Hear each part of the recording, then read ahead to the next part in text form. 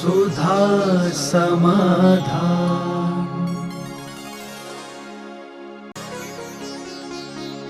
नमोस्तु गुरुदेव। व्यक्ति गलती ना करने पर भी जिंदगी भर क्षमा मांगता है, तो गलती करने वाले लोगों को कुछ लोग क्षमा कैसे कर देते हैं, इसमें आपका क्या मार्गदर्शन है? देखो, आपको उसकी चिंता है कि स्वयं की चिंता है। स्वयं की यदि चिंता है तो जन्म जन्म तक माफ करते रहो, और उसकी चिंता है तो थोड़ा बीच में गुस्सा कर लिया करो, थोड़ा थोड़ा सा अपना रौब दिखा दिया करो, जिससे वो थोड़ा ज़्यादा उद्दंडता ना करे। कई बार कहते हैं सीधे व्यक्ति का मुख कुत्ता चाटते हैं, सीधे व्यक्ति को लोग परेशान करते हैं। अपनी स्वयं की चिंता है तो तुम्हें ये नहीं देखना कि कहाँ तक सब्र, क्योंकि क्षमता क्षमा हमारा स्वभाव है। धर्म की सीमाएं मत बांधो। कितना क्षमा करना, कितनी देर क्षमा करना, ये सीमाएं धर्म की नहीं, सीमाएं बांधो क्रोध की। कितना क्रोध करना, कहाँ करना। धर्म तो असीम होना चाहिए। कभी ये परिणाम नहीं आना चाहिए कि मैं कहाँ तक सहन करूं। सहिष्णुता तो हमारा स्वभाव है, असीम होना चाहिए। मैं कहाँ तक माफ़ करूं, क्षमा करना तो हमारा स्वभाव है, असीम होना चाहिए। तो इसके लिए कोई वो नहीं है। लेकिन अब तुम्हारा व्यवहारिक रूप में यदि तुम सहिष्णु नहीं बन पा रहे हो तो थोड़ा बहुत उसको दिखा दो कि भाई मैं भी कम नहीं हूँ। इतने में डर जाएगा वो तो ठीक है। सामने वाला जब कफन बांध के आए ना, तो तुम भी कफन बांध दो, साहब मैंने भी बांध लिया कफन। बस इतने ही में वो सामने वाला कहेगा भैया दो कफन वाले क्यों लड़ते हो, अपन तो दोनों दोस्त हैं। तो ये कभी ऊपर से कोई नाटक करना पड़े तो करो, अंदर से तो अपना वही भाव रहना चाहिए जो हमारे आत्मा का स्वभाव है।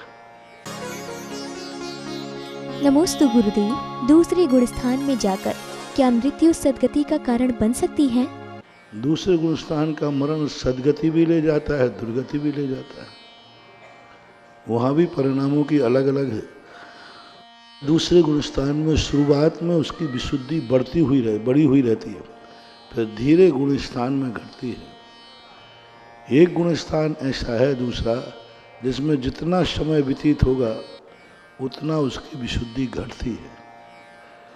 तो पहले समय से लेकर आवली के असंख्यात में भाग प्रमाण तक यदि व्यक्ति मरता है तो देव ही जाएगा। उसके बाद मरता है, जैसे मान लीजिए 100 समय तक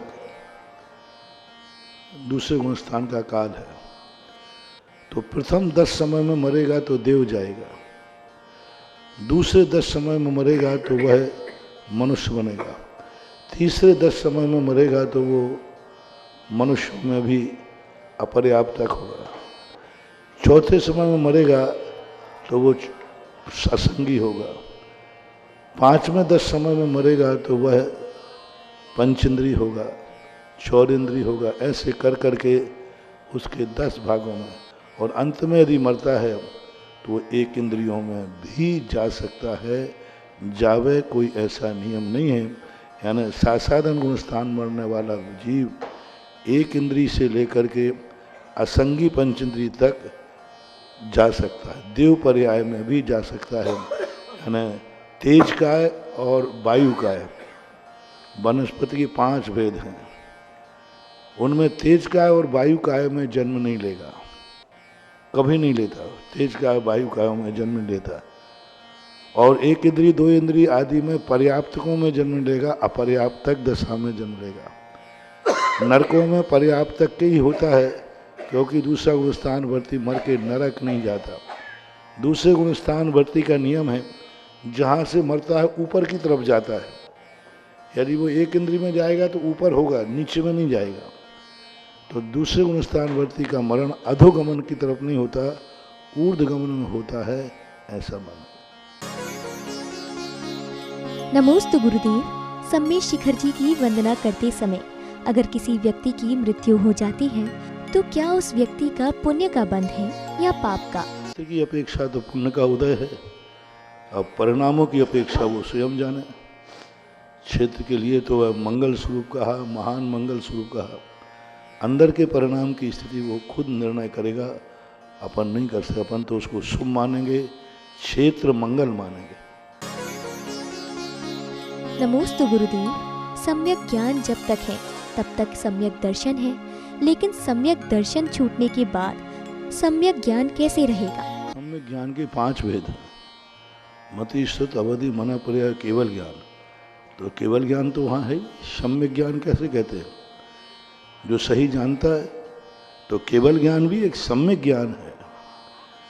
सम्यक दर्शन भी उनके पास है, तो पर छायक सम्यक दर्शन तो अरहंतों के भी, केवड़ियों के भी होता है, सिद्धों में भी है। दर्शन मोहिनी का क्षय है। जब अरहंत भगवान में और सिद्ध भगवान में तत्वार सूत्र के अनुसार 9 छायक भाव होते हैं और 9 लब्धियाँ होती हैं, और 9 लब्धियाँ सिद्ध भगवान के भी होती हैं, और 9 लब्धियों में जो है सम्यक और चारित्र भी आता है, छायक वो भी होते हैं, ऐसा लगाना चाहिए।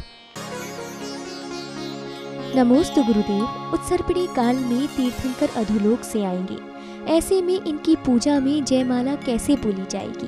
वैसे बोली जाएगी कि धन्य प्रभु, नरकों से भी इतना पुण्य काया, अरे वो तो और महान है। किसी ने स्वर्गों में रह के पुण्य कमाया, किसी ने अच्छे स्थान पर रह के पुण्य कमाया। धन्य प्रभु, आप नरकों में रह करके भी अपनी तीर्थंकर प्रकृति की रक्षा की, वे और महान है। जो व्यक्ति कांटों के बीच में, आग में से, गंदगी में से गंदा नहीं हुआ, तो उनकी तो जयमाल और ज़्यादा अच्छी बनेगी। धन्य प्रभु, आप ऐसे नरकों में जहाँ मार काट थी, फिर भी आपने सम्यक दर्शन नहीं खोया, फिर भी आप तीर्थंकर प्रकृति की रक्षा करके आए। ऐसी प्रतिकूल परिस्थितियों में भी आपने सम्यक दर्शन की रक्षा की है। उस समय की पूजा उस समय की बनेगी और बड़ी अच्छी बनेगी, चिंता मत करो। नमोस्तु गुरुदेव। मेरा ऐसा कौन सा पाप का उदय आया था कि हमारे साथ आपातकालीन घटना हुई कि हम उस घटना से सुरक्षित बच गए? किस समय कैसे परिणाम किए हों कुछ नहीं कहा जा सकता। कितनी अच्छा व्यक्ति क्यों ना हो, अतीत में वो अच्छा ही रहा हो, ऐसा कोई नियम नहीं। बड़े बड़े तीर्थंकरों को भी अपन ने देखा, आदिनाथ आज वर्तमान में तीर्थंकर हैं, लेकिन अतीत जब उठाते हैं तो उनके जीवन में भी दुर्घटनाओं की स्थिति बनती है। लेकिन दुर्घटनाएं होती हैं, इन्हीं दुर्घटनाओं से बचने के लिए तो ये धर्म के उपक्रम बताए। क्या जरूरत है धर्मों की करने की? मंदिर जाने से, पूजा करने से, माला फेरने से, आहार देने से, ये सब अनुष्ठान क्यों, ये विधियां क्यों? आज प्रातः काल का प्रवचन इसी भूमिका में था। आखिर क्यों इतने कष्ट उठाए जाते हैं, क्यों इतना धर्म कराया जाता है, क्यों इतने मंदिर बनाए जाते हैं? क्या जरूरत है मंदिरों की बनाने की? क्या जरूरत थी भगवान के समूषण को रत्नमयी स्वर्णमयी बनाने की? इन सब के पीछे बहुत बड़ा लॉजिक है। ये भगवान की भक्ति के लिए नहीं किए जाते। हमने अतीत में जो पाप कर्म बंद किए हैं उनको पुण्य में परिवर्तित करने के लिए किए जाते हैं। अपन समझ रहे हैं कि हम भगवान की भक्ति कर रहे हैं, नहीं। हम अपनी दुर्घटनाओं को जो किया है उस दुर्घटनाओं के पाप को कम कर रहे हैं। धर्म कह के नहीं आता, धर्म कह के नहीं आता। धर्म को हमेशा करके रखना चाहिए। पता नहीं किस समय किस मोड़ पर कौन सी पूंजी काम आ जाए। हमें समझते हमें तो कोई ज़रूरत नहीं, हम तो बहुत सुखी हैं, हमारे काय के लिए धर्म है, धर्म वो करें जो दुखी हों। नहीं, दुख आने का कोई मुहूर्त नहीं होता। किस समय किस मोड़ पर कैसा कर्म पाप कर्म का उदय आ जाए, उस समय यदि हमने पुण्य किया है तो पुण्य भी पीछे से, कर्म तो किया था वो उदय में आएगा। 2 प्रकार के कर्म होते हैं। एक कर्म वो उदय में आता है जिसे निधत्त निकाचित कहते हैं, कितना भी धर्म कर लो वो तो फल देगा। और एक कर्म वो होता है जो उदय में तो आएगा, उसको टाल नहीं सकते, लेकिन वह कर्म को हम अनुभाग शक्ति कम कर सकते हैं। जैसे एक्सीडेंट होगा वो तो होगा, लेकिन एक्सीडेंट होगा वो तो होगा, लेकिन तुरंत यदि पुण्य किया होगा तो 108 नंबर की गाड़ी आ जाएगी और तुम्हें अस्पताल भेज देगी। अब यही है, वो घटना तो कहीं ना कहीं घटी है, कभी पूर्व में ऐसा कोई कर्म बंधा है, लेकिन जो वर्तमान में पुण्य किया उस पुण्य ने आकर के तुरंत ऐसे उपाय बना दिए कि उन उपायों के माध्यम से बच गए। डिब्बा जला लेकिन लोग बच गए, लोग अपनी जिंदगी नहीं खो पाए। नहीं तो ट्रेन में बैठने वाला व्यक्ति और चलती ट्रेन में आग लग जाए, बचाना बहुत मुश्किल है। कम से कम तुम लोगों ने अपनी, कहते हैं लोग अपनी मौत स्वयं नहीं देख पाते, तुम लोगों ने स्वयं अपनी मौत स्वयं देखी है। और जब व्यक्ति स्वयं की मौत स्वयं देख लेता है तो जिंदगी में पता नहीं कितने परिणामों से सुधर जाता है। जब भी कभी कोई परिणाम बिगड़ेगा, ये मौत दिखेगी। ये दिन वो बचा था कि जब हम मौत के मुख से वापस आए थे। इसको वैराग्य का कारण बनाओ, इसको धर्म का कारण बनाओ। जब भी परिणाम तुम्हारे बिगड़ने लग जाए, बस वो सीन याद कर लेना, डिब्बे वाला, अपने आप वैराग्य हो जाएगा। जब भी परिणाम बिगड़े, क्रोध आए, मान आए, लोभ आए, अनेक प्रकार के परिणाम बिगड़ते हैं। जब भी कुछ आवे, उस समय 2 मिनट उस दृश्य को याद कर लेना, अपने आप परिणामों में निर्मलता आएगी। क्योंकि मौत से बड़ा भय दुनिया में दूसरा नहीं होता। और भय बिन प्रीति नहीं होती, भय बिन प्रीति नहीं होती। धर्म से प्रीति लगाने के लिए भी ये भय काफी है। और उस समय लोगों को, कितने बड़े नास्तिक क्यों ना हो, ऐसे समय पर सब आस्तिक बन जाते हैं। पहले तो कहते हैं पुण्य में कि हम तो नास्तिक हैं, लेकिन जब ऐसी घटनाएं घटती हैं तो आस्था के अलावा कोई दूसरा चारा दिखते नहीं, कुछ कर ही नहीं सकते। महत्व एक है, जो यदि हमारी किसी के प्रति आस्था है, बस उसी का स्मरण करके हम कुछ कर सकते हैं। अन्यथा यदि वही हमारे पास नहीं है तो दुर्घटना हो जाती है। बहुत बड़े पुण्य का उदय था कि वो दुर्घटना, इतनी बड़ी दुर्घटना मात आंखों का दृश्य दिखा करके चली गई, जीवन में नहीं आ पाई। ये जिंदगी भर का पुण्य काम आ गया। और यहाँ से जो तुम पुण्य कमा के गए थे, उस पुण्य का भी तुरंत के तुरंत फल मिल गया कि पाप से पुण्य में परिवर्तित हो गया। नमोस्तु गुरुदेव। हमारे कौन से कर्म के कारण वर्तमान युग में हमारे तीर्थ क्षेत्रों और साधुओं पर उपसर्ग आ रहे हैं? कि हम जिस कलयुग में जी रहे हैं, ये धर्म पर उपसर्ग नहीं आ रहा है, स्वयं के ऊपर उपसर्ग आ रहा है। दुखी कौन हो रहा है?